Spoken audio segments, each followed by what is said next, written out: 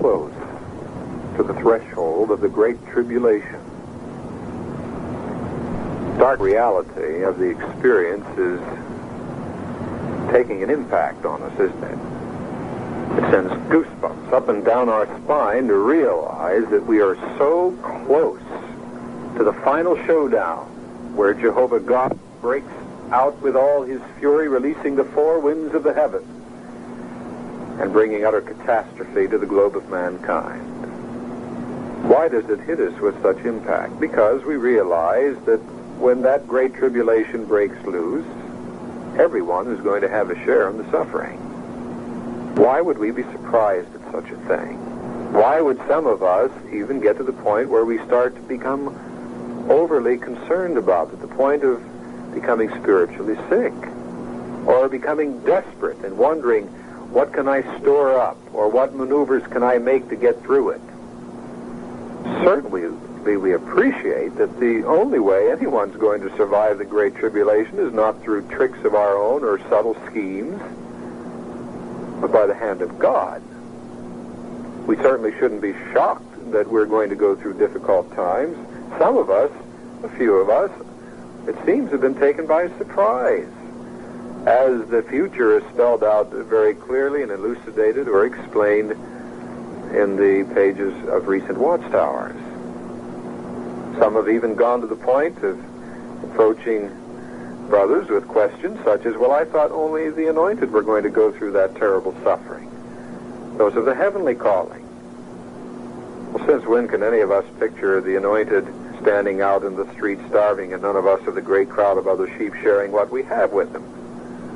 How could we possibly think along those lines? Well, what is that an indication of?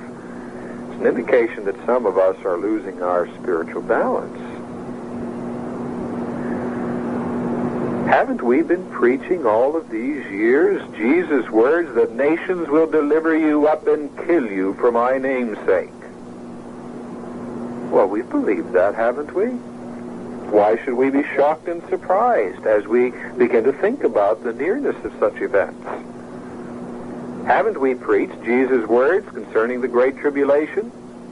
When he says the tribulation would be so catastrophic and prodigious in its dimensions that unless God stepped in, no flesh would be saved. That includes our flesh, doesn't it? Well, now why have some of us taken this frame of mind? Why have some of us lost our spiritual bearing? Because it's natural. We're flesh. And we're not all made of the same fiber. That is, as far as our spiritual perspective. Let's look into the Bible and see what we can learn from another man who displayed great courage up to a point. And yet, how kind Jehovah God was in understanding his dilemma and plight. And it no doubt will give us great courage to face the future. The situation is historically retained for us in the book of 1 Kings. You may turn to the 19th chapter. Now, what had transpired before we get into the reading of the 19th chapter? Well, in chapter 18, Elijah was putting a taunt to the god Baal of those who worshipped him, including the queen of Israel at that time, namely Jezebel and her husband Ahab. There was a drought in the land of some 3.5 years, and yet there was no rain, despite the fact that they had their god Baal, who was presumably the god of rain. So Elijah says, well, there's a drought, just call on Baal. He's supposed to be able to bring rain, isn't he? So the account shows us that the Baal prophets, due to being taunted, started into their rigorous activity of calling and pleading and shouting and crying out to their gods on the top of Mount Carmel. They got no answer, of course, and Elijah makes it even worse, taunting them, saying, what's happened? Maybe your God's fallen asleep. Perhaps he's even stepped out to the privy. Oh, what utter humiliation. Oh, they screeched and hollered and scowled all the more, slashed their wrists, the blood flowed, but still no rain. Well, now Elijah says, now I'll pray to Jehovah God. We'll see who the real God is. He has an altar built, repaired, which had been torn down. And on that altar, he had a sacrifice laid, and then around the perimeter of the altar, he had a trench dug. And into the trench, the remaining water in the nation of Israel was poured. And now Jehovah God was being called upon and supplicated by Elijah. And Elijah calls on Jehovah to show that if he is going to bring rain, to give an indication, well, suddenly fire flashed down from the heaven, burned up the young bull of sacrifice, the wood, the stones, the dust, and even licked up all the water around in the ditch. And then they saw a little cloud rising up from the sea, which can be seen from Mount Carmel in the Mediterranean. And a cloud being seen meant rain, because in that area of the world there are no clouds unless rain is coming. Now the law of God said that the prophets of Baal, or any false prophet, was to be slaughtered. Well, these prophets were false, as indicated by the fact their prayer wasn't answered to the people. Elijah's God was true, because Jehovah now brought black clouds, heavy wind, and a tremendous rainstorm, and watered that parched land. Well, the law demanded the death of the false prophets, so Elijah had the prophets slain, 450 of them. Now we read the account in the 19th chapter of 1 Kings. You'll be reading perhaps from the more literal and more accurate New World Translation, and for interest's sake, I'll be reading from the Living Bible, and we'll make some comparisons.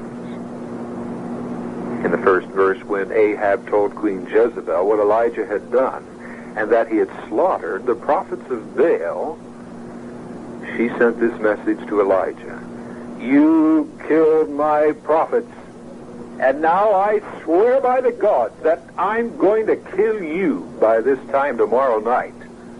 And she started a massive slaughter of Jehovah's prophets. What happened? Well, Elijah fled for his life. He went to the city of Beersheba, city of Judah, one of the southernmost in that region that was populated, and left his servant there. Then he went on alone into the wilderness, traveling all day. And finally, exhausted, he sat down under a broom bush and prayed that he might die. "I've had enough. Take away my life. I've got to die sometime. It might as well be now." Then he lay down and slept beneath the broom bush. But as he was sleeping, an angel touched him and told him to get up and eat. Well, he looked around and saw some bread baking on hot stones and a jug of water. So he ate and he drank, and he lay down again. Then the angel of the Lord came again and touched him and said, "Get up and eat some more, for there's a long journey ahead of you." So he got up and ate and drank, and the food gave him enough strength to travel to his original destination, 40 days and 40 nights, to Mount Horeb, the mountain of God, called such because that's where Moses received the 10 Commandments from Jehovah, where he lived in a cave. Well, now Jehovah approaches Elijah, who's in the cave, and says, "What are you doing here, Elijah?" Well, now Jehovah knew what he was doing, and he wanted to hear his reply. So Elijah says, "Well, I've worked very hard for the Lord God of the heavens, but the people of Israel have broken their covenant with you, torn down your altars, killed your prophets, and only I am left. And now they're trying to kill me too. Go out and stand before me on the mountain," Jehovah tells him. Well, Elijah, he stood there, and the Lord passed by. A mighty windstorm hit the mountain. It was such a terrible blast that the rocks were torn loose. But now Jehovah wasn't in the wind. After the wind, there was an earthquake. He wasn't in the earthquake. After the earthquake, there was a fire, and he wasn't in the fire. Now, why does the Bible say he wasn't in those elements? Well, if Jehovah God had been in the fire or the earthquake or the wind, there would have been no mountain left, period. No, this was merely a manifestation of his power. And after the fire, the Bible says in verse 12, there was a sound of a gentle whisper, or a low, calm voice, the New World Translation says. Well, when Elijah heard it, he wrapped his face in his scarf, and he went out and stood at the entrance of the cave. And the voice again said, "Why are you here, Elijah?" He replied again, "Well, I've been working very hard for the Lord God of the armies of heaven. But the people have broken their covenant. They've torn down your altars, and they've killed every one of your prophets except me. And now they're trying to kill me too." Well, Jehovah now tells him, "Go back by the desert road to Damascus. When you arrive, anoint Hazael to be king of Syria. Anoint Elisha to replace you as my prophet, and Jehu to be king of Israel." Why? As executioners. He explains in verse 17, "Anyone who escapes Hazael shall be killed by Jehu. Any who escape Jehu will be killed by Elisha." And then Jehovah God lays a verbal blow that must have cut into Elijah like a knife when he says, and incidentally, "There are 7,000 men in Israel who've never bowed to Baal or kissed him." In other words, he wasn't the only one left. There were 7,000 other prophets in Israel who were faithful, and they didn't run. You did. Oh, how that must have hurt Elijah to think that. Now, why have we read this? What do we learn from it? Well, let's think back on what occurred. Elijah was a bold prophet of God. He stood up there on that mountain and brought a prayer to Jehovah God and had full confidence he was going to bring fire down from heaven, consume the sacrifice, and bring rain. But then now, when his life was threatened, the minute the slaughter took place of the prophets, he got out. Well, why now when he was so bold? Because he was flesh. Up till now, it wasn't his flesh that was to be touched. He was preaching what God gave him. Now, you see there sometimes a parallel in us. We preach the good news with great boldness, but then when the sudden stark reality hits us, well, now our flesh is going to be affected. We may not have enough to eat. We may be cold. We may be physically assaulted. We may be killed. Now, some of us, you see, being flesh, we begin to lose perspective. That's what seemed to have happened to Elijah. And Jehovah God allows the record for us to gain courage from, no doubt. He ran. Now, when he ran as far as he could till he could run no more. Drops in that desolate, barren wasteland there way south of the Dead Sea, and praised to God that he might die. "I've had enough. I'm going to die sometime. Please let it be now." Well, what did Jehovah God do? Well, we read the account that he sent an angel and touched him. What for? To bawl him out, scold him when he woke up, or sentence him to death because he ran? Jehovah God knows flesh. He created it, and he knows it in its imperfection. Jehovah God gave no sermon to Elijah at that moment. Elijah didn't need a sermon. He needed bread and water. He was tired, depressed, physically exhausted. And our great God had the angel touch him and feed him. My, when he woke up and saw that jug of water and smelled those hot bread cakes, oh, well, restorative to the soul. And Jehovah even allowed him to go back to sleep to get his energy. And then woke him, fed him again, and let him go on to where he was going. Then when he got to the mountain, Jehovah calls him out after shaking that mountain with such a terrible blast the rocks were torn loose. Earthquake, fire, wind. He thereby demonstrates to Elijah who's got the power. Well, Elijah comes cringing out of his cave, covering his face with his scarf, and Jehovah asks, "Why are you here?" He tells them again, well, the reason I ran, so to speak, was they were killing everybody, and there were none left except me. Then Jehovah God reveals to him, no, not just you. What was Elijah's problem? His whole mind, it seemed, was centered on himself. That's why he ran. He forgot the issues. And how heartsick it must have been to find there were 7,000 back there in Israel who didn't run, and he had. But Jehovah was patient with him. God cared for his needs, ministered to him, fed him, gave him a demonstration of his power, shaking that mountain, and then sends him back and says, I'll give you protectors, executioners. We'll clear out those Baal prophets. And he sends him back to Israel, and Elijah accomplishes his next assignment. Don't we learn something there? Jehovah God knows we're flesh, and some of us maybe have been overly concerned about the Great Tribulation. No one's going to be condemnatory of us. We are what we are.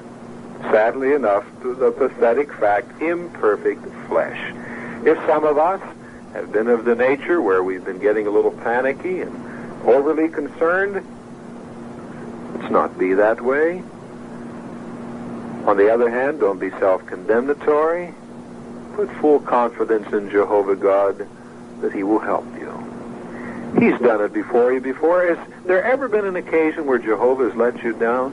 Now, every one of you could tell a story about what you've gone through for the truth. Now, in this country, we feel we've gone through terrible things, but we know nothing in comparison to what some of our brothers have gone through in other lands. But even at that, did Jehovah ever desert you? No. Jehovah sent an angel, and he touched you just when you needed it. That word angel comes from a Greek word angelos, which means messenger. Now think back. When you needed it the most, didn't Jehovah send a messenger to you? For example, it may have been that what you needed was something that came out in the next article of the Watchtower. Food from the table of the faithful and discreet slave gave you just the answer you needed. Well, an angel touched you. That was a messenger, wasn't it, in one form or another? Or it may have been that you sat down that night and read something in the Bible, and there it was. It hit you right between the eyes. That is the answer. That's what you needed.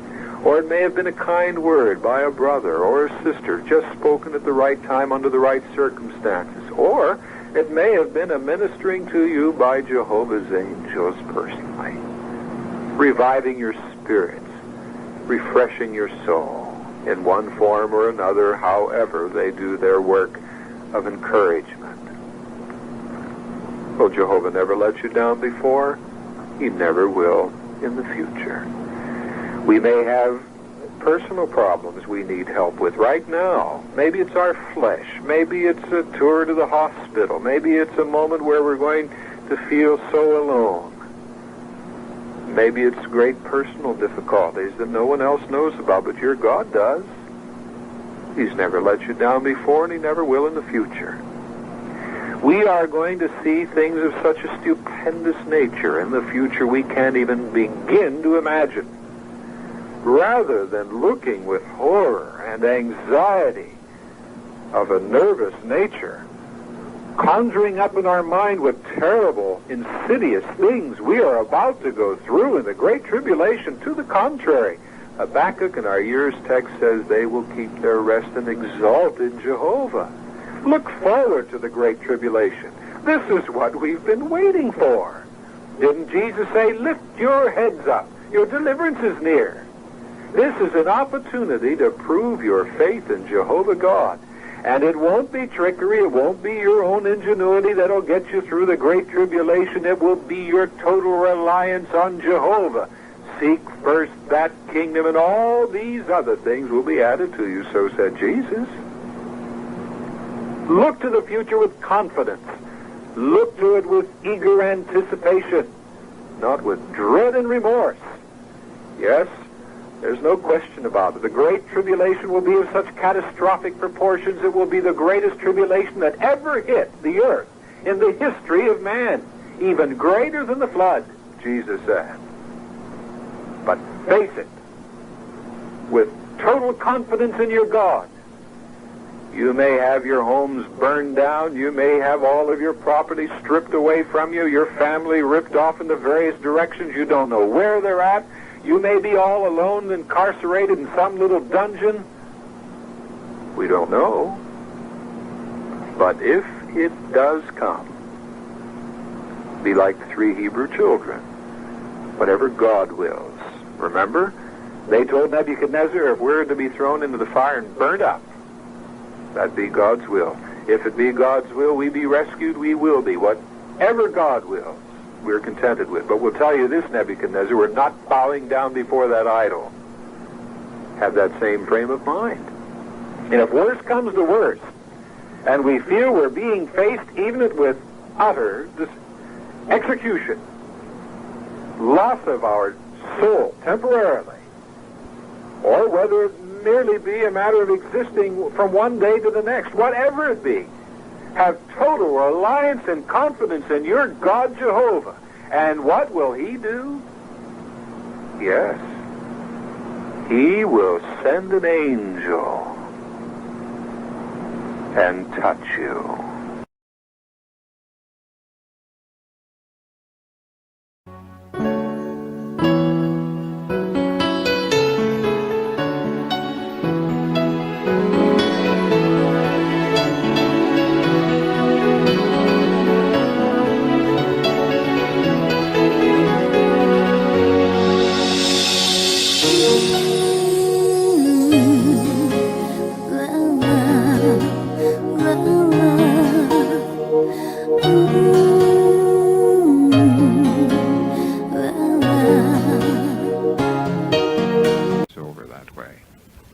The Bible does say that Satan is the ruler of the authority of the air.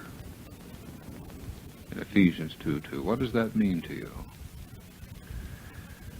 The ruler of the authority of the air. We breathe in air.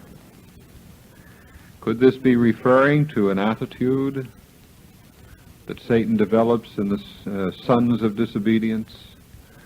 He permeates the whole globe of mankind with a thought. It seems right now the universal thinking, and there may be some merit to it, is one of defeatism, of giving up. You hear expressions like, I'm just so depressed, there's too much pressure, I can't take it anymore. And Jehovah's people are not impervious to this. We breathe in the air, and maybe Satan has even affected some of us with that thinking of wanting to give it up. We hear statements from the brothers we never used to hear. I'm under so much pressure. Life is so frustrating. I don't know if I can keep on going. And when we ask them to define what they mean by too much pressure, they can't articulate it in just a sentence. In fact, they can hardly describe it at all. It's just everything. From insensitive and rude treatment to people we have to deal with in the world in business or in shopping as a customer, trying to get what we pay for, to the more traumatic things, sickness, trouble in the marriage, severe illness, death. How about some of us? Have we been feeling that way of late? Is it possible that Satan can be responsible for augmenting our feelings and making us think things are even worse than they are? It's very interesting. When did Jesus find Satan working on him during his fast? Was it the 10th day? 20th? Satan didn't show up until the last day, the 40th day. Why? Well, Jesus was then at his weakest, physically. Some of us could be at our weakest right now. Be very cautious, because that's when Satan will make his move, when he sees we're almost beat, and then he gives the final blow that can bring us to decimation. It's true there are very real, viable problems in our lives, but are they of such a magnitude that we should feel like quitting as one of Jehovah's people? Let's turn to the book of Jeremiah, the 12th chapter, we will see here a servant of God affected and infected with a negative spirit. Things he felt were much worse on him than they actually were. And we are going to be given privy to a prayer. Usually prayers are private. This is a prayer that has gone down in writing for us. Jeremiah speaks to Jehovah in the first verse, and notice how he starts out his prayer very carefully. You are righteous, O Jehovah. Why does he start out that way? You are righteous, Jehovah. Well, look at his next words. When I make my complaint to you. So he's being very solicitous, laying some delicate groundwork, because he is going to bring up some complaints, and worse than that, what is he going to speak about? He says, indeed, when I even speak about matters of judgment with you. He's going to question Jehovah's judgment. Not questioning him from the standpoint of one who scorns God's counsel. It's just that there's some things he does not understand. There are some things he does not understand. So he proceeds in his prayer, and we note in chapter 12, verse 2. You've planted them. That's these people now. He's been preaching to them perhaps about 6 years now. You planted them, and they've taken root. They keep going ahead, and they also produce fruit. Here's this wicked tree, this metaphor he draws on, and it just keeps expanding. He compares it to the nation of Israel, God's people. Despite their wickedness, they grow and proliferate. He says, you're near in their mouth, but far away from their kidneys, so why should they be growing, expanding like a great tree? Sure, they're at the temple worshiping you and praising you with their mouth, but you're not in their kidneys. We're well aware from our education we've received through the pages of the Watchtower, the kidneys represent the deepest seat of emotions. In fact, in the Hebrew it can be translated reins, like the reins with a team of mules or horses, because the reins control. The horse or mule or oxen only go the way the reins show them to go. And our emotions are usually what drive us. They are our deepest motivating force. And here Jeremiah is saying, you're not in their life. It's true, you're on their lips, but you're not in their kidneys. He goes on in the verses 3 and 4, and now he tells Jehovah what he thinks he should do instead of having him continue to preach like this.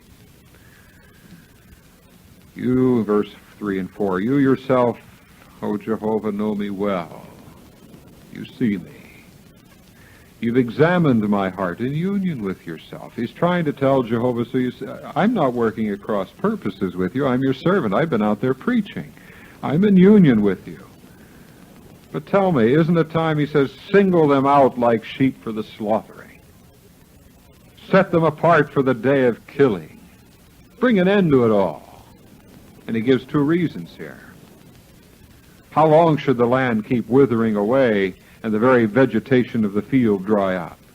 That's one. Because of the badness of those dwelling in it, the beasts and the flying creatures have been swept away. For they have said, too, he does not see our future. Now, that first reason for doing away with them, we may not understand in our culture, but they certainly did. You remember in Deuteronomy 29 and 30, Moses told the people that when there was rain, it was a sign of God's blessing. When Jehovah was displeased, there would be drought, a curse upon the land, no moisture. Apparently there was drought in the land. The vegetation was drying up. There were no birds or beasts to be seen. They were all fleeing to well-watered areas. Perhaps along the Jordan River was one of them. But he says, here they see the land drying up. And they don't listen. They don't repent as a nation. And then they say, he doesn't see our future. Here I've gone preaching to them, telling them I'm coming in your name. And they don't pay any attention to me. Well, what really had him upset, he had just been thrown out of his hometown. See, he went to Anathoth, which is only a few miles out of Jerusalem, where he was raised. His father was a priest there. And when he takes his message to them, how Jehovah is going to destroy the nation, the military, the priests, the whole system, if they don't continue to be in subjection to Nebuchadnezzar and not rise up against him and fight, this wasn't the time. Well, they rose up and almost killed him. Hometown boy. Well, now he's thoroughly devastated. That's why he's saying, Jehovah, just bring an end to it all. They're not going to listen. They say he doesn't see our future. Now, some of us perhaps have not thought exactly the same thing, but perhaps thoughts similar to that have run through our mind from time to time. Some of you have been preaching 10, 20, 30, 40 years in this congregation. You've seen your activity. Some of you have been going to the same territory all during that time, too. Some of those territories, you about know what they're going to say before you knock on the door. And they say, they don't see our future, those Jehovah's Witnesses. And you may say, what's the point of going back? Hardly any of them are home. When they're home, they're not interested. How long do we have to keep this up? Besides, they also have the other aspect that Jerusalem had. Remember the sign, the drought, the drying up of the land, birds and the beasts disappearing? Does the world have a sign today? Incredible, isn't it? Oceans are going to be void of life, Cousteau said in 30 years, and that was 10 years ago. The air is killing us, the food is killing us, the water is killing us. They've got stockpile of weapons. If you saw the discussion after the day after film on the nuclear holocaust, some of the finest minds of this country, all of them said, there's no way out. Our greatest hopes, they said, is the nation, was it McNamara said, was to disarm half the weapons in 15 years, and even that would be impossible, but if they did, half the weapons would wipe out all of Earth's population many times over. No way out.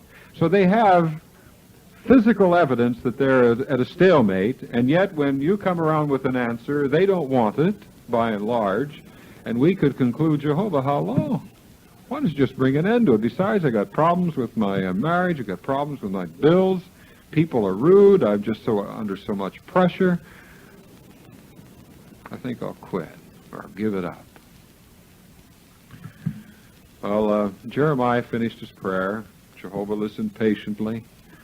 Now it's Jehovah's turn to talk, verse 5. He says to Jeremiah, because with footmen you have run, and they would tire you out, how then can you run a race with horses? What did he mean by that? With footmen you run and they tire you out, how can you run a race with horses? Any venture? Have a guess or a thought? Yes, just from your seat, that'll be okay. Yeah, see, he was saying, you're just running with men right now, the footmen. These lower echelon in society in that little village you were thrown out of. How are you going to run with the horses? Because I'm sending you to Jerusalem. Not hundreds like Anathoth, but tens of thousands of people. You're going to speak to the king, to the military leaders, the princes, that's what they were, to the priests, to the elders. You've only started and you're ready to quit? As the expression made famous in our generation, you haven't seen anything yet. So you see, Jeremiah was totally negative with going on any further. He was tired, he was discouraged, he was ready to quit. Jehovah told him he hadn't even started. The rest of that verse says, how in a land of peace are you confident? Well, then how will you act among the proud thickets of the Jordan? Now, to understand the Hebrew there, let's look at it in a couple of other translations of the same verse, New English Bible.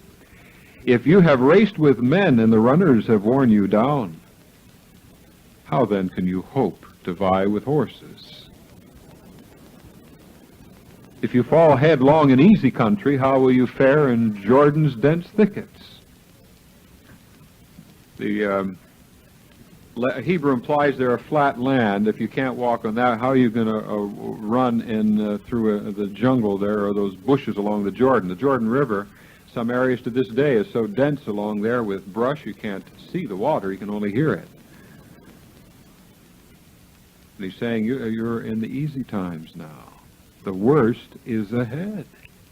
Living Bible paraphrased renders this verse. It says, if racing with mere men, these men of Anathoth, has wearied you, how will you run against horses, against the king, his court, and all his evil priests?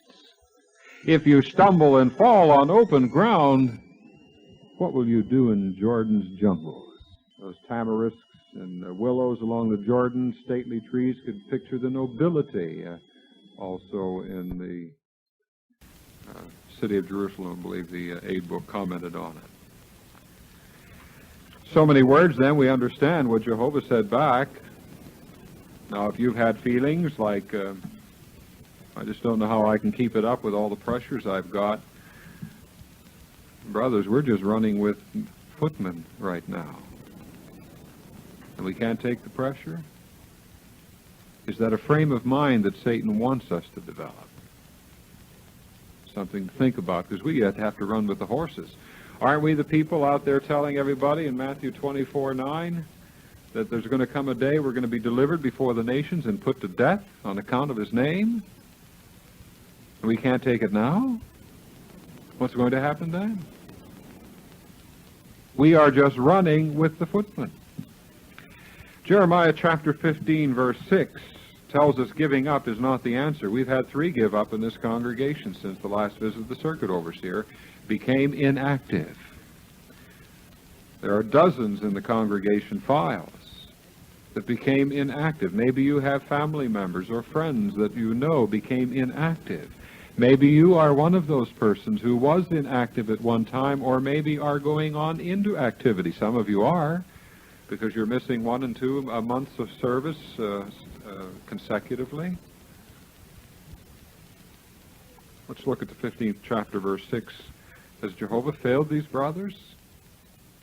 Is he failing us? Is that why we want to give up? Verse 6 says, Jehovah states, you yourself have deserted me, is the utterance of Jehovah. Backwards is the way you keep walking. I shall stretch out my hand against you and bring you to ruin. I have got tired of feeling regret. I don't know how you feel when I read that, when that is read, but I personally inwardly shiver every time I read that scripture. To think Jehovah getting tired of us, tired of the stories, tired of the excuses, year in and year out, lackadaisical service, going for months at a time, bowing out on our promise to him to give him our life unreservedly. Does that mean that Jehovah has finished with those who've become inactive? It doesn't say that. This is speaking of a judgmental conclusion when it's over.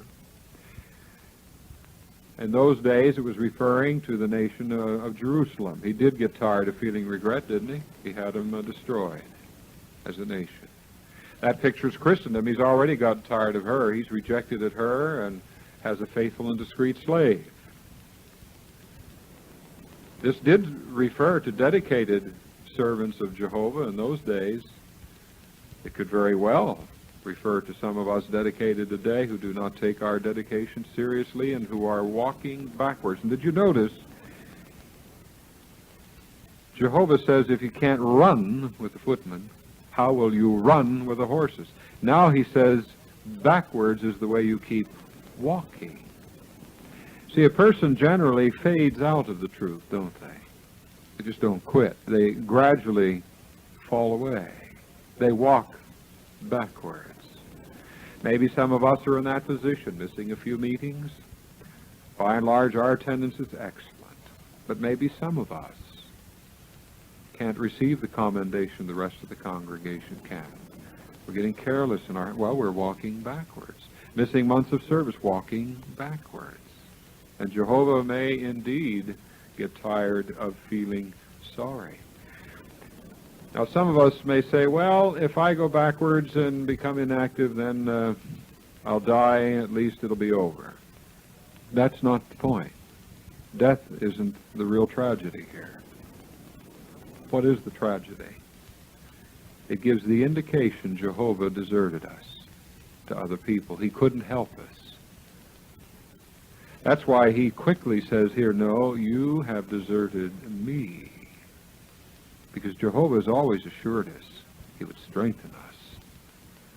The real tragedy is the blemish it brings on God's name when we become inactive or quit. Can we allow that to happen? Now, that may not solve our problems, though. Some of us may still be in that frame of mind, but brother, my life is difficult. You should know what I go through in my house. You should know what I'm going through with personal illnesses.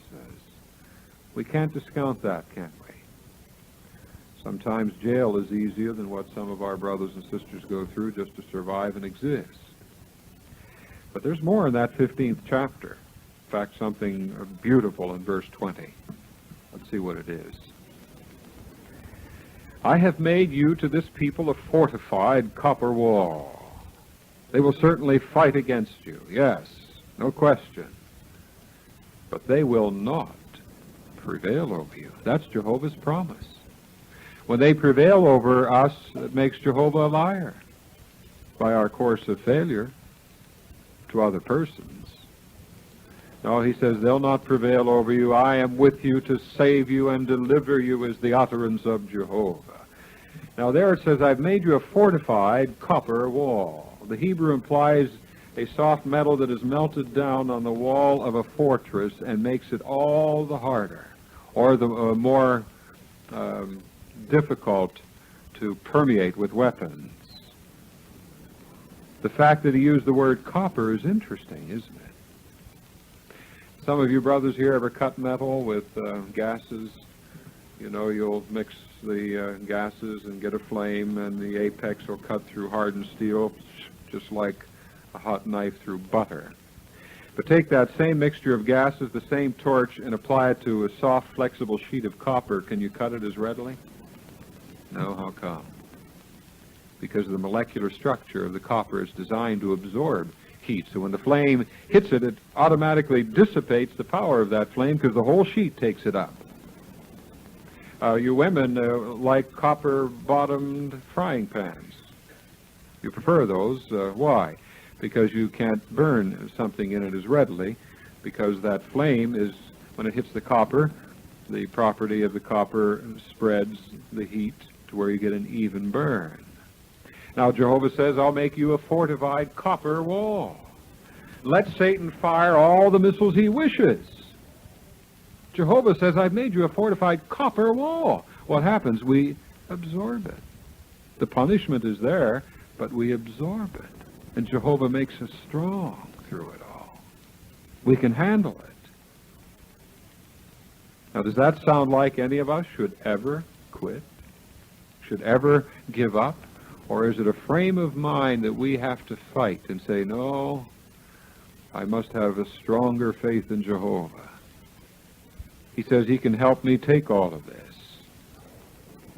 He can make me a fortified copper wall. What is noticeable in that verse as well, did you notice Jehovah has a singular mission? What is it there? I am with you to save you, to deliver you. Jehovah didn't bring us into the truth just to lose us. He didn't spend the blood of his Son in our behalf just to lose a grasp on us. Jehovah says he is with us to save us, to deliver us. So if we have that spirit of the air that operates in the sons of disobedience, where Satan has permeated so many with this give-up negativism, this idea I can't take it anymore, let's try to dispel that. Talk to Jehovah and ask him to make us that fortified copper wall. And he says, they will not prevail over you. Whether those forces be from Satan or just the pressures of everyday living, we just have to keep up the work he's given us to do. In the meantime, let us not forsake Jehovah. The day is coming when he will indeed be tired of feeling sorry. There is a day of judgment that we must reckon with, and the mercy of God is allowing us yet to alert the world to it through our preaching activity. Let's not be caught making the excuses and rationalizing our way out of Christian responsibility due to tiring out, saying I can't take it anymore. Pressure of being a Christian is too great. We have read Jehovah's promise to make us a fortified copper wall. He is with us to deliver us. So let's not complain about our lot in life. Let's continue to do the best that we can. And above all, not give up. Because, brothers, if we can't run with the footmen, how will we ever run with the horses? It's been nice to be with you this evening. We look forward to a fine week of service activity with you. Your faces are familiar to us from having been with you as the host and also seeing you at the Circuit Assembly.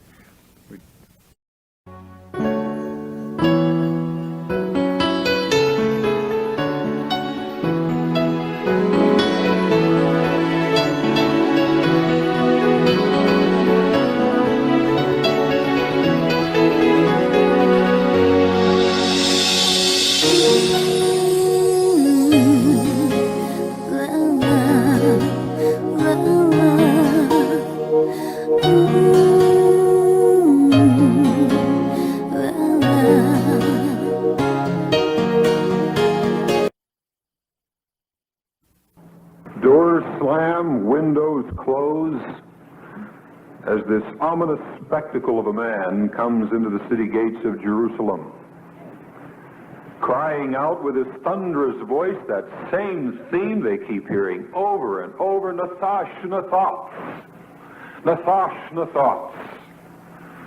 A cloud of dust rises up before him even as the sheep and the goats scatter, sensing the tension of the city, as the street dogs bark at the heels of this prophet of God.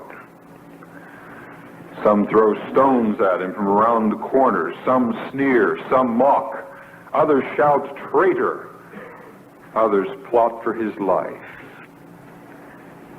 And how they hated him when he, before the elders at the gate, dared lifting a huge earthenware vessel over his head and hurled it smashing to pieces at their feet and roared, "So shall Jehovah do to you, this people and this city."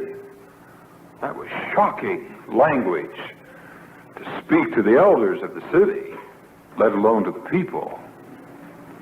Well, that shocking man with the shocking message was Jeremiah in Hebrew, or we know him as Jeremiah. Jeremiah was such a bold preacher of the good news that 600 years later, when Jesus was walking the earth, we had an account in Matthew 16, 13, and 14, where some projected, this is Jeremiah resurrected, when in fact it was Jesus. Now, can you imagine the reputation of that man and his boldness and strength of prophesying living vividly in the memory of those Jews some 600 years? Well, 140 years before Buddha and Confucius, Jeremiah was prophesying a most heart-rending catastrophe to be, a thing unbelievable. He was upsetting his corner of the world with the augury and presentiment of the destruction and plundering and burning down of Jerusalem's temple, dedicated to the worship of Jehovah God, and that was unthinkable. During those critical years, there were other preachers leading down to the destruction of Jerusalem. Can we just see it in our minds? Jeremiah was stationed in Jerusalem, in Hebrew, or Jerusalem. Daniel was in the palace of the king of Babylon. Ezekiel was a prophet to the Jewish exiles by the river Kibar. and Habakkuk and Zephaniah were all over Judah. What a vanguard of fearless preachers. No wonder the country was stirred up when those men were out doing the work of God. Jeremiah began prophesying in 647 before our Common Era, and that was in the 13th year of the reign of the good king, the last good king, Josiah, in Jerusalem. And he preached some 40 years down to 607 BCE through the reign of the bad, unfaithful kings in this succession: King Jehoahaz, Jehoiakim, Jehoiakin, and finally Zedekiah, in whose reign the Babylonian armies under conquering King Nebuchadnezzar destroyed the temple built by Solomon. Jeremiah was the son of a Jewish priest in the city of Anathoth, which is just a walk north of Jerusalem, some 3 miles in Benjamin's territory. But the fact he was son of a priest did not mean automatically he would be a prophet. Let's turn to Jeremiah, the 1st chapter, and we see the strange and unusual circumstances that surrounded his birth. In the 5th verse, Jehovah is informing Jeremiah this way: "Before I proceeded to form you in the belly, I knew you. Before you began to come forth from the womb, I sanctified you. Prophet to the nations I made you." Now we're going to read on, but let's pause there.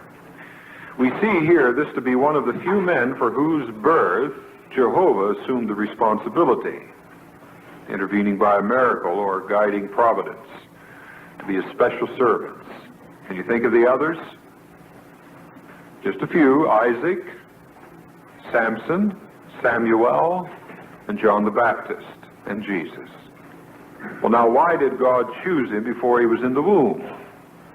Well, Jehovah God could likely see the general disposition and temperament and genetic factors that would be contributed by his parents. And he could see there a working tool to perform his wills when these parents produced this child. Now, did this fix the eternal destiny of Jeremiah? No. Did this mean he was going to be a prophet? Well, he had to use his own initiative and free will to choose to do God's assigned works. He was born for the work, it's evident from what we just read, but would he fit himself to it? Well, let's look at verse 6. "But I said," that's Jeremiah speaking, "Alas, O Lord Jehovah, here I actually do not know how to speak, but I'm just a boy." In Hebrew, it would be a young man. Young man by comparison to the elders. How was he as a young man going to go and counsel and instruct and talk to elders? Which is a fine attitude for young men to have, having regard for older persons. Well, Jehovah went on to say to me, "Don't say I am but a boy, but to all those whom I send you, you should go. And everything that I shall command you, you should speak. Don't be afraid because of their faces, for I'm with you. To deliver you is the utterance of Jehovah." And Jehovah proceeded to thrust his hand out and cause it to touch my mouth. Then Jehovah said to me, "Here I have put my commission in your mouth. See, I have commissioned you this day to be over the nations and over the kingdoms, in order to Nathash in Hebrew, and to Nathoth in Hebrew." Well, now, how about those terms? In order to Nathash, uproot. That's an agronomical term associated with agronomy or agriculture. We uproot a weed. Well, Jehovah God says you are going to uproot with your message the city of Jerusalem, Nathash. You're also to Nathoth, tear down, more of an architectural term. So that theme resounded in the ears of Israel, particularly Benjamin and Judah, Israel having already been vanquished. And his commission was, indeed, to uproot and pull down, to destroy and tear down, to build and to plant. Well, he accepted the assignment. Yet, There was more required than just performing his work as a prophet. He was going to have to make a certain sacrifice as a man. And would you young men be willing to do the same? Turning to Jeremiah, the 16th chapter, what was it that Jehovah asked of him in the way of personal sacrifice? In the second verse, you must not take for yourself a wife. You must not come to have sons and daughters in this place. Why? For this is what Jehovah has said concerning the sons and daughters that are born in this place, and concerning their mothers who are giving them birth, and concerning their fathers who are becoming father to them in this land. With deaths from maladies they will die. They will not be bewailed, neither be buried. As manure on the surface of the ground they'll become. By the sword and famine they'll come to an end, and their dead bodies will actually serve as food for the flying creatures of the heavens and the beasts of the earth. Yes, Jeremiah was forbidden to marry. What if he was to preach Jerusalem was going to be destroyed by God with famine, pestilence, and disease, and he went on having all kinds of family? Well, how seriously would they take his message? So he had to remain without family responsibilities and unmarried. It was Jehovah's will at the time, due to the agonies shortly to befall them in those last days of Jerusalem. That explanation given in the 8th book under Jeremiah. Now Jeremiah was given an illustration by God in the 18th chapter, showing that Jehovah wasn't being dogmatic on this matter of Nathots, uproot and tear down. He did say to build and plant. And there would have to be no need of tearing down, perhaps, if they responded in a certain way, and Jeremiah would know that from this illustration, and so would the city. He told him in the 2nd verse, rise up and go down to the house of the potter. Now he would go down because up on Mount Moriah, the elevation is high. He'd go down to the gate of the potters where they all worked at the gate of the city. Well, he listened. He says, I proceeded to go down to the house of the potter, and there he was doing work upon potter's wheels. Now, potter's wheels, there would be a wheel at the feet of the potter that he would set his feet on, and he would turn that wheel, and that in turn would turn a shaft, and on top of the shaft would be a smaller wheel on which the potter would grind or shapen and contour the clay with which he was working. Now, what did Jehovah God have him go watch the potter at work for? Jehovah explains to him in verse 5 and 6. He says, am I not able to do just like this potter to you people, O house of Israel? Look, is the clay in the hand of a potter, so you are in my hand, O house of Israel. At any moment that I may speak against a nation and against a kingdom to uproot Nathosh and pull it down, the thoughts, and destroy it, and that nation actually turned back from its badness against which I spoke, I will feel sorry over the calamity that I had thought to execute upon it. But at any moment that I may speak concerning a kingdom, to build it up, to plant it, and it actually does what is bad in my eyes by not obeying my voice, I will also feel sorry over the good that I said to myself to do for its good. So now say please to the men of Judah and the inhabitants of Jerusalem, or Jerusalem, this is what Jehovah has said. Here I am forming against you a calamity and thinking against you a thought. Turn back, please, each one from his bad way, and make your ways and your dealings good. So they had the opportunity to turn back. But did they? Well, the 23rd chapter of Jeremiah shows how the word of Jeremiah went over. The 29th verse, the accent had to be on the destruction because they would not listen. The 29th verse, is not my word correspondingly like a fire is the utterance of Jehovah, like a forged hammer that smashes the crag. No, it wasn't an easy message for the prophet to carry. Subsequently, Nebuchadnezzar came against the city. He had it in his death grip, but he didn't destroy it. He made an arrangement to place Zedekiah on the throne at Jerusalem and had him take an oath in Jehovah's name, his God's name, obliging him to be loyal to the king. And Jeremiah told Zedekiah, do you fulfill that oath? It's Jehovah's will. You not rebel against Nebuchadnezzar because he'll destroy this city.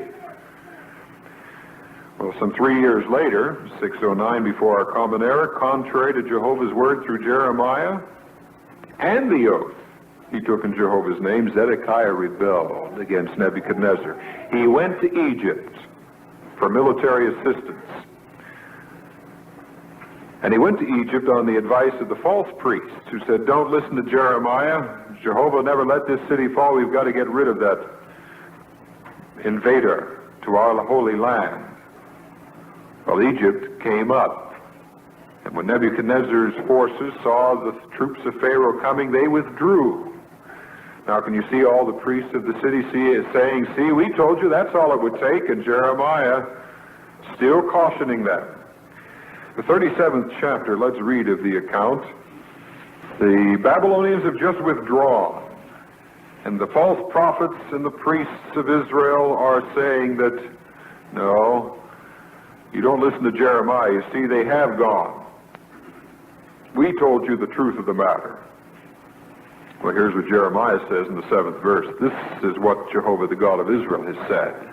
And this is what you men should say to the king of Judah, the one sending you to inquire of me. Look, the military force of Pharaoh that is coming forth to you people for the purpose of help will go back to their land Egypt. And the Chaldeans will certainly come back and fight against this city, capture it, and burn it with fire.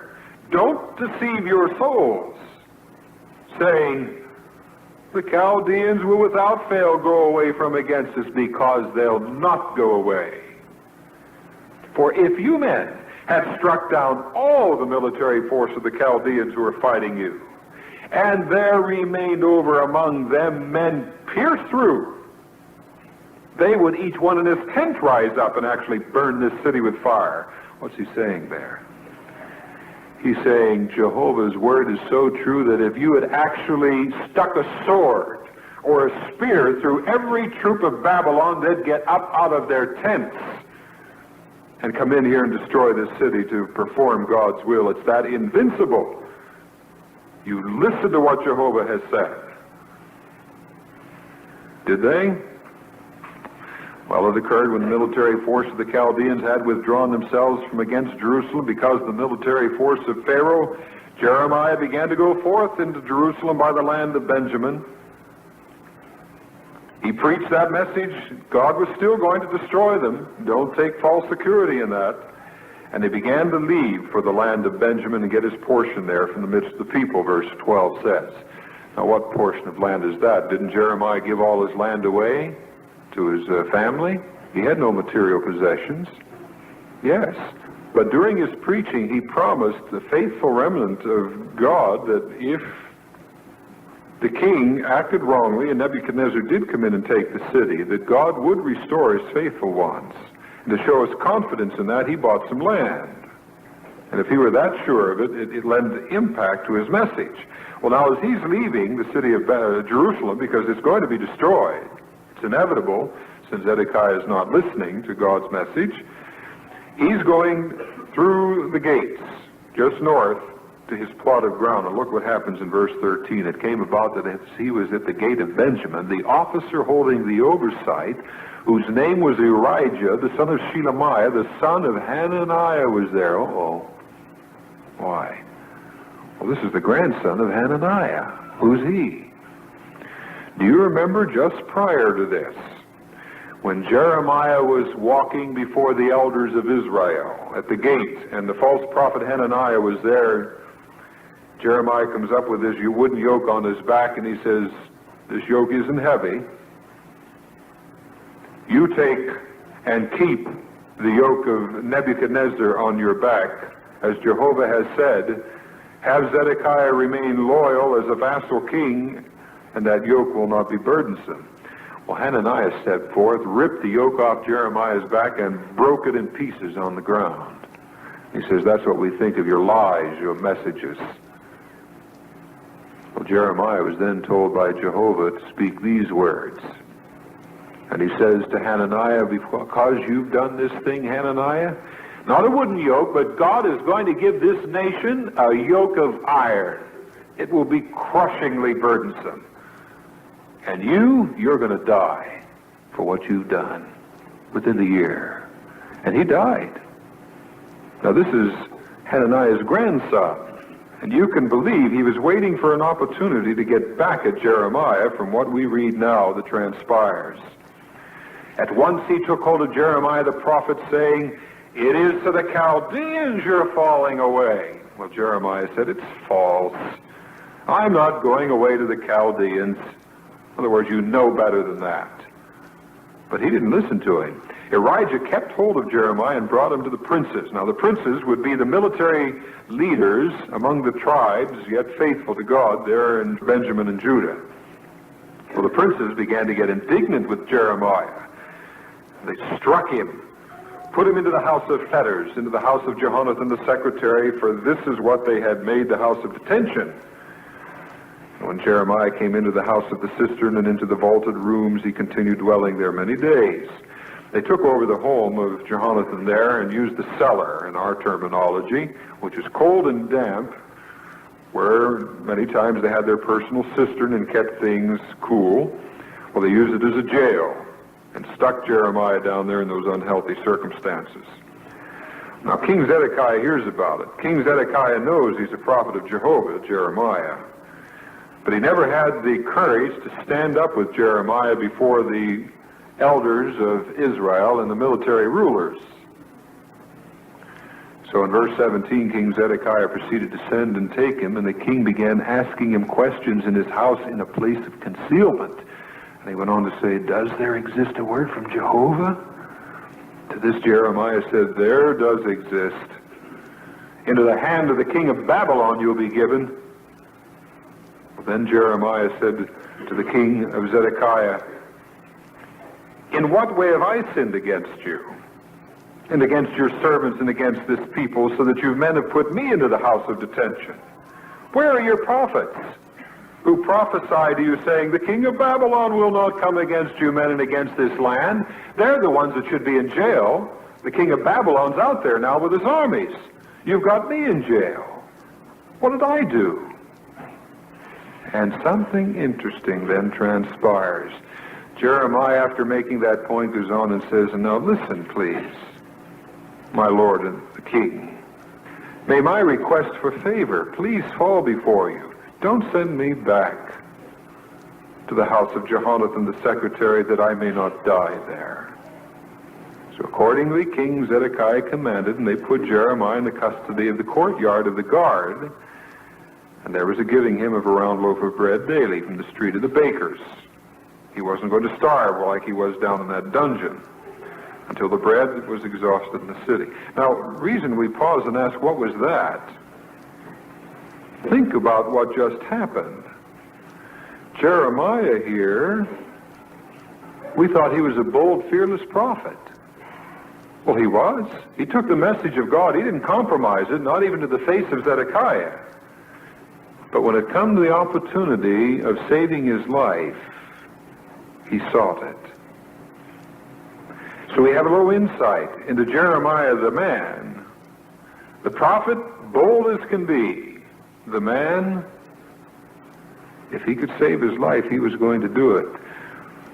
You today are the same way, all of us. We're given a message by Jehovah God, and we proclaim it boldly because we believe in it. But if our life were actually threatened, we would try to save it, wouldn't we? We're not persons who walk around with a martyr complex and desire persecution or death. And it helps us appreciate the fact that we're just trying to do what Jeremiah did. Do the will of God. Preach the message as distasteful as it might be to persons. The Jeremiah class today, the anointed, have taken a message that's taken a great deal of courage to individuals. But they're still men. We've taken a message, there's a great crowd of other sheep who associate with them, It's taken a lot of boldness, but we're still men. We're still flesh. And if it comes right down to our life, we still want it, don't we? What happened? Well, 38th chapter, Jeremiah, even after pleading with his life, in the second verse does he say, well, I got through that one, I'll keep quiet now. No. He continues to roar out in the courtyard of the guard, this is what Jehovah has said. The second verse, 38th chapter. The one continuing to dwell in this city is the one that will die by the sword, and by the famine and by the pestilence. But the one going out to the Chaldeans is the one that will keep living and certainly come to have his soul as spoil and alive. Now notice he didn't say you'll keep your homes and your business to those Jews. He says you'll keep your soul. That's all God will give you is your soul. But you'll at least be alive. Well, now this didn't go over. Military rulers would be around that courtyard. And in verse 4, the princes began to say to the king, let this man please be put to death. That's how he's weakening the hands of the men of war who are left remaining in this city, in the hands of all the people, by speaking to them according to these words. This man isn't seeking the peace of the people, but calamity. So King Zedekiah, again showing his weakness, says, look, he's in your hands. There's nothing at all at which the king himself can prevail against you. So they took Jeremiah, threw him into the cistern of Melchijah, the son of the king, which was in the courtyard of the guard, and they let Jeremiah down by means of ropes. And in the cistern there was no water, but mire, and Jeremiah began to sink down into the mire. Well, Ebed-Melech, the Ethiopian, a man who was a eunuch, let's pause there. Ebed-Melech, an Ethiopian. The nation of Ethiopia was given its name by the Greeks when they conquered it, and they called it Ethiopia. The region of burnt faces, it is translated literally. Well, now this Ethiopian was an official. In the Hebrew is Saris, closely related to Sarim. Not a physical eunuch, or he wouldn't have had the authority to approach the king on matters that he did approach him. What happened? Well, Ebed-Melech the Ethiopian, who was a eunuch, and who was in the house of the king, got to hear that they had put Jeremiah into the cistern. Well, the king was sitting at the gate of Benjamin. Why? No doubt directing military maneuvers. He wouldn't have to be at the gate to the east, would he? No, because there was the natural protection of the city there of the Kidron Valley and the great walls of the city. Then south of the city there was the valley of Gehenna, or Hinnom. That was a natural barrier, so all they had to do is protect the west and the north. Well, here he was at the gate of Benjamin at the north, no doubt guiding military maneuvers. Now, do you bother a king when he's right in the middle of warfare? That took courage. Could have cost him his life, but he went, even at the risk of the rulers, the military princes, killing him. Well, he went up to the king in verse 9, and he says, my lord, the king, these men have done bad in all that they've done to Jeremiah, the prophet, whom they've thrown into the cistern. He'll die where he is because of the famine. For there's no more bread in the city, and only the royalty, you see, had the bread that was left. Well, then the king commanded Ebed-Melech the Ethiopian, go, take in your charge from this place 30 men and get Jeremiah the prophet out of the cistern before he dies. So Ebed-Melech had the courage to stand up with Jeremiah, and he rescued him. Now today, there has been a class of persons who have been courageous enough to take the ridicule and abuse that comes with representing Jehovah God and his son Jesus, along with the anointed, and declaring the message, Nathash Nathath. God is going to uproot and tear down this old system, including your kingdom. It's taken great courage, and it's cost the lives of many of the Ebed-Melech class, the great crowd of other sheep. Well, in this case, did Jeremiah now say, well, I got through that one too, I learned my lesson, let's get out of here? No. It's incredible what boldness this man displayed, but in verse 17, Jeremiah now said to Zedekiah the king, this is what Jehovah, the God of armies, the God of Israel, has said, if you will without fail go out to the princes of the king of Babylon, your soul will also certainly keep living, and the city itself will not be burned with fire, and you yourself and your household will certainly keep living. But if you do not go out to the princes of the king of Babylon, this city will certainly be given into the hand of the Chaldeans, and they will burn it with fire, and you'll not escape out of their hand. Well, King Zedekiah said to Jeremiah, well, I'm afraid of the Jews. He was more frightened of those Jewish leaders than he was God. Fear petrified him, so he didn't listen. Well, the inevitable happened. Chapter 39, he makes a break for it. Did he get away? Well, verse 5, the military force of the Chaldeans went chasing after them, and they got to overtake Zedekiah in the desert plains of Jericho. They had gotten away for some time. They were chased for some 19 miles through the barren waste, but they were caught. And then what happened?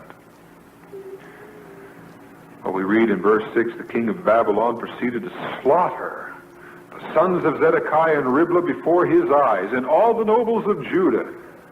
The king of Babylon slaughtered, and the eyes of Zedekiah he blinded, after which he bound him with copper fetters in order to bring him to Babylon. Think about this a little bit. Why did he have him blinded? And why after the death of his sons? Blindness is bad enough, but there was a reason after the death of his sons. By the way, they would blind him by heating a spear or a piece of copper and then jab it into the eye sockets, although some reliefs show the Babylonians and Assyrians, the kings would actually reach in with their hands and pluck the eyeball out. Either way, it was a terrible price he paid, but worse than that, what happened just before he was blinded? A terrible thing. He had his own sons brought before him and slaughtered. Now Zedekiah was in his early 30s, meaning his sons were probably in their teens. Many of you fathers could appreciate what an awful sight that would be. But then think of how much more awful it would be if, as you saw their blood spilling on the floor, then you were blinded. And that was the irony of it all. He would be punished with the vivid memory the last thing he ever saw in his life would be recounted over and over and over in his mind, and we would see nothing else ever again but the death of his own sons. Now, why draw such attention to that? Well, many of you are fathers. You have seen a man here who compromised to save his soul and his family's life at the risk of his relationship with Jehovah God, and he suffered a terrible penalty. What did he gain? Now, there may be times in the near future when you as a family man may be presented with some awful situations. The loss of your job, your livelihood, your possessions, your money, your home, and you may rationalize, well, I have to do something. I'll just compromise a little while because after all, my family has to eat. And the Bible says we have to feed our family or we're worse than one without a faith. Well, what rationalization? Even to think we could compromise for a little while. We may get away with it for a little bit, but we never, ever get away with compromise when you look at the spectrum of eternity. In fact, we don't get away with it at all.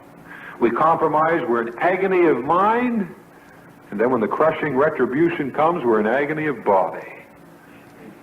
And we lose all our lives anyhow.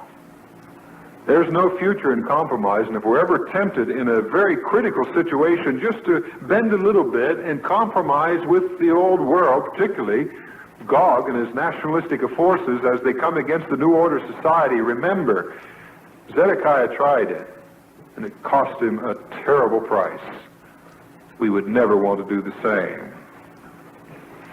But what about those who listened to Jeremiah? Sure, they suffered abuse, imprisonment, ridicule.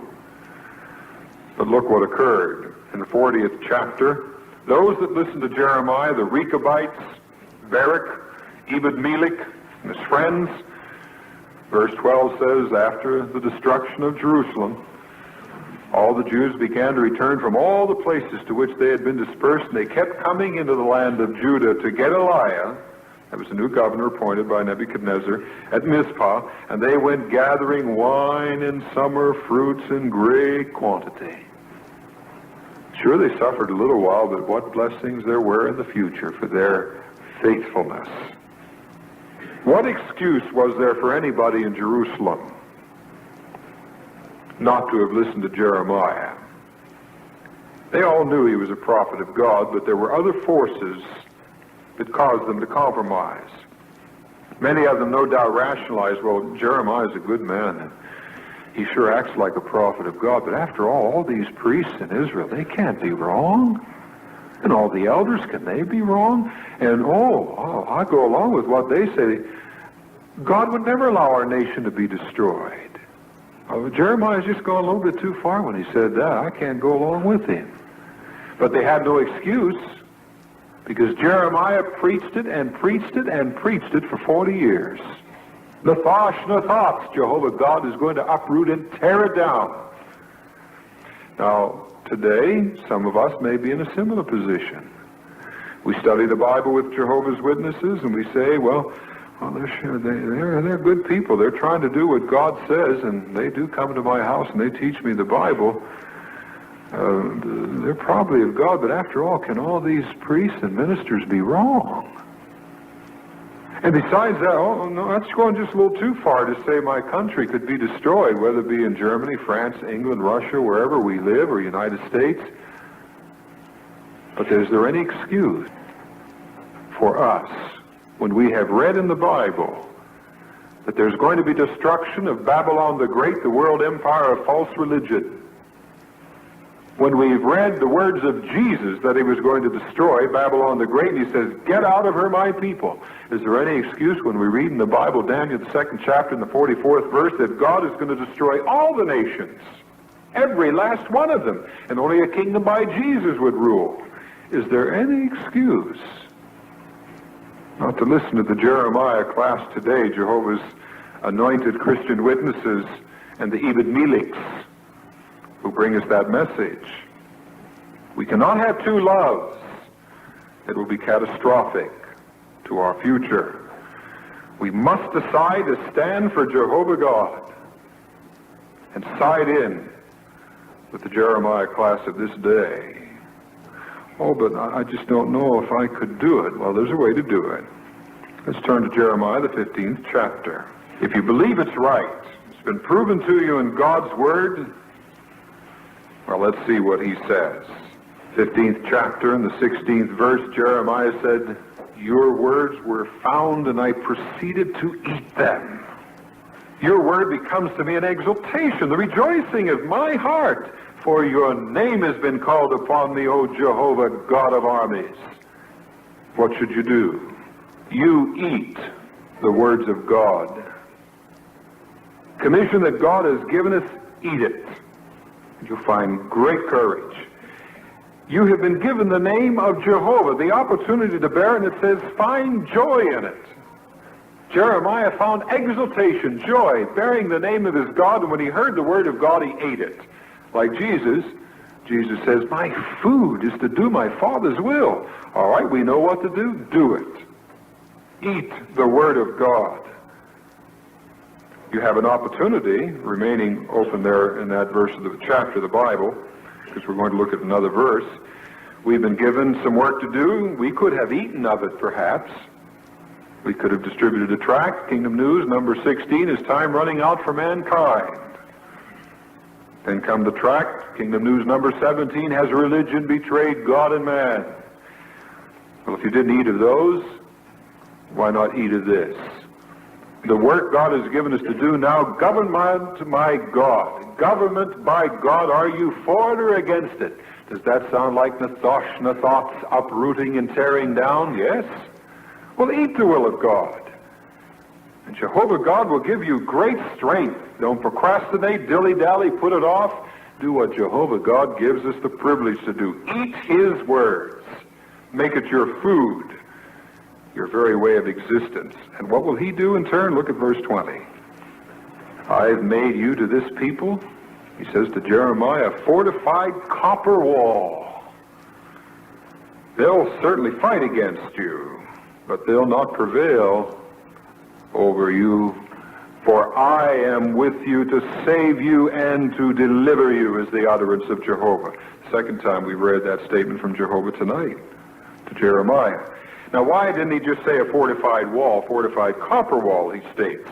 Well, any of you that have worked with metal, you try to cut metal with a torch, you can cut steel, you can cut iron, you can cut almost any alloy, but you get the copper and you have a large sheet of that. That's hard to cut. Why? Because the heat is distributed the whole shield of copper. And it's very difficult to cut.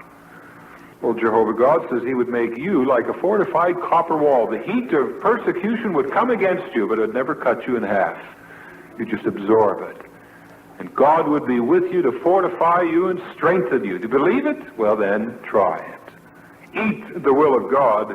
He'll make you that fortified wall. And a beautiful relationship begins the 33rd chapter. Jeremiah describes it this way.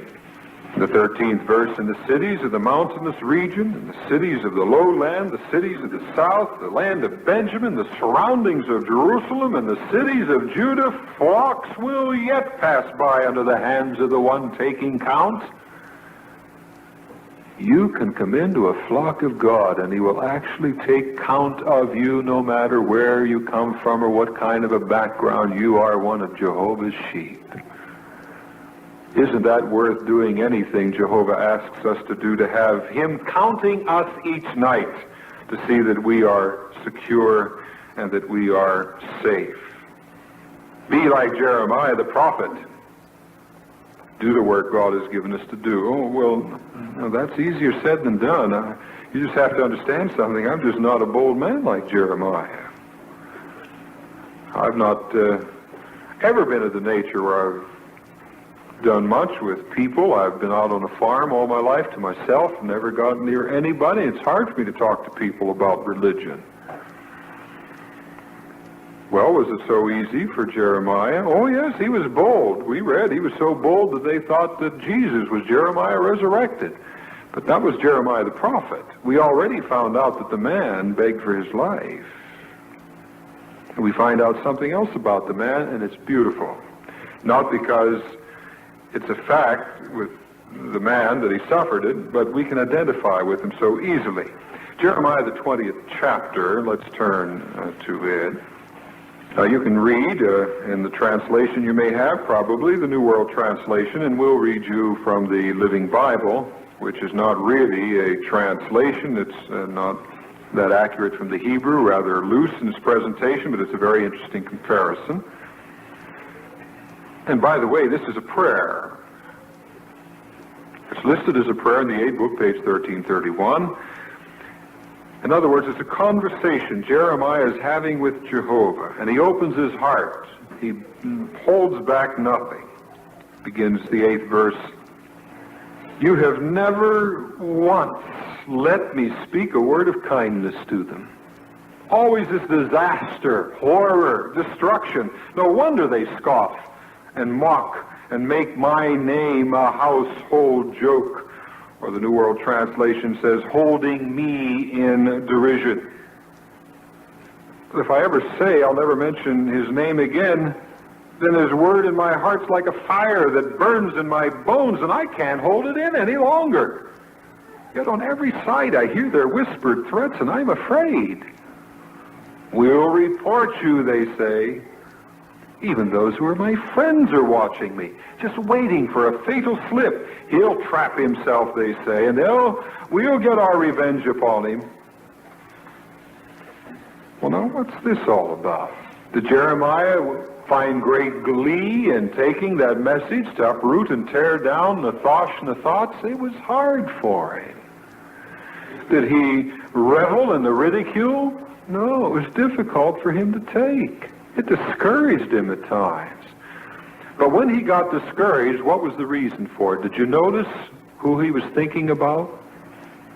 He says, me. Did you see there? They're holding me in derision all day long, or they scoff at me, making my name a household joke. Now, if we're finding that a message God has given us is hard to share with people, maybe it's because at the moment we're thinking, of me. Think of the message. Think of the people, their future. Think of our great God, the great issues at stake. The devil has said, you'll never serve Jehovah. Now the issue becomes more clear-cut. Oh, the devil's not going to be right. I love my God, and I'm going to obey his commandments. Well, now Jeremiah got off of himself, and look what he continued to pray as he thought about his conversation with Jehovah God. He goes on to say in the 11th verse, now Jehovah was with me like a terrible mighty man. In other words, what am I thinking about? Why am I worried? That's why the very ones persecuting me will stumble and not prevail. They'll be certainly the ones put to much shame. Well, now he got his mind off himself. And he says in verse 12, "Oh, Jehovah of armies, you're examining the righteous one. You're seeing the kidneys in the heart." And he now lays himself again open to the work God gave him to do. Now, you at times, all of us, will have our frustrations, our discouragements, but never think that we can do the work because of what we are or what we aren't. We can't do it. Jeremiah the prophet had the qualities that could be used by God, but down deep inside, he was still a man, and a fearful one at that, and one who could be hurt at that. And there's the great beauty. Where was the strength of this man? It was in his God, not in himself. So what we always do well to do is not rely on ourselves, what we have never done before. I'm not that type person. Put confidence in our God. There's our strength. And just eat the work he's given us to do. As we do it, we might keep certain perspectives that we find in Jeremiah's preaching, and we can also identify with his feelings again in the 8th chapter, Jeremiah the man. Haven't you, as a soul, a fleshly soul, said this to yourself as you tried to share what you know with people? Verse 5, why is it this people was a sinner, not holier or special? Sometimes we as Jehovah's Christian Witnesses have to be very careful. We go out and preach. Sometimes just because we preach, we get a little self-righteous. And we say, well, they're not going to listen. They're just Baptists over there. Or they're Lutherans. They're not worth Jehovah's New Order because they won't listen to the message. Or really, Jehovah's Witnesses are the only people worth living in the New Order of things. Well, now, we've got the wrong perspective on things, haven't we? Do we have an attitude like Jeremiah, oh, God, forgive us all. We are all sinners. Or are we getting too righteous? When you get down to it, are any of us in this congregation or in the world a bargain to Jehovah God? Are we a great bargain to our Heavenly Father, or don't we need to rely on his undeserved kindness for mercy? Our works are merely fulfilling a command. They don't save us. We know that, and we should remember it. You mean Jehovah God loves Baptists and Lutherans and Catholics? Of course he does. What in the world has he got us out there preaching to them for? Peter says he desires that none be destroyed. And rather than being at any time of a frame of mind where we show hostility toward the community, we should go out loving them, pleading for their lives, being totally involved as blood and flesh creatures with them, not mechanical, and merely declaring denunciations. We do the work, but at the same time we have feeling for them, and we realize that we are worth nothing. No one is. We all have to rely on our Father's undeserved kindness, but we'll still take the message. But at the same time, be cautious, as did Jeremiah, to have his feeling, oh God, we all need your mercy. So today we'll keep preaching the bitter message until Jehovah makes Christendom drink the actual destruction and annihilation that the message foretells. And not only Christendom and the world empire of false religion, but also the political nations will soon suffer the executional sword of the greater Nebuchadnezzar, Jesus Christ, as he comes against this system. Now, just prior to the destruction of the nations, there will be an all-out attack by Gog of Magog. Will you fare under the pressure, or will we break? There's a chapter to turn to, 31st chapter, we would do well to remember. It relates the beauty of our God. Again, remembering, it's true, we're given the work of prophesying, but we're still men, flesh. In the 21st verse, Jeremiah says, set up road marks for yourself. Place signposts for yourself. Fix your heart upon the highway, the way that you'll have to go. Come back, O Virgin of Israel. Come back to these cities of yours. How long will you turn this way and that, O unfaithful daughter? Jehovah's created a new thing in the earth. A mere female will press around an able-bodied man. If an individual, a woman, sins against her husband, commits adultery, she seeks his forgiveness. She wraps herself around her husband and in a passionate plea begs, please forgive me. I'm sorry the way I've hurt you and what I've done. Well, now Jeremiah calls for Israel. Press yourself around Jehovah God, this able-bodied man, like a repentant woman for her adulterous course. Now, the reason there's beauty in that, you remember reading in the yearbook this year, our brothers in Germany, there were some who compromised under great pressure. But what was so encouraging to read is that even though they compromised, there were some who repented to God, and obviously he accepted their repentance, and then they died for the faith after once compromising. Just like Peter, compromising and then standing up and saying, we'll obey God rather than men.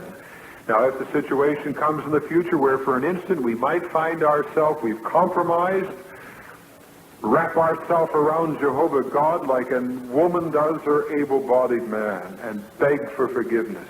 Will he forgive us? That will be up to him.